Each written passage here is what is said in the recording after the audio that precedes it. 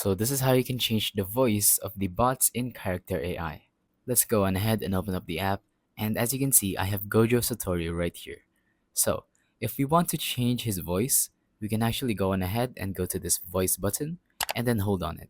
It'll take us to this list of voices. And basically what you're going to want to do is simply tap on them to enable them. And yeah, that's about it. You could even create your own voices by tapping on create and tap on agree and continue.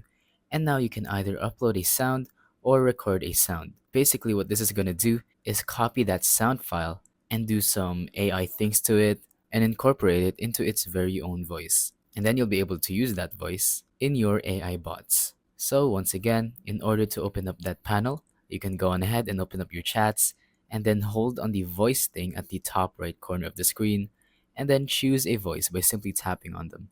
So thank you for watching. Don't forget to leave a like, subscribe, and let us know in the comments down below if the tutorial worked or if you have any questions. Thank you and goodbye.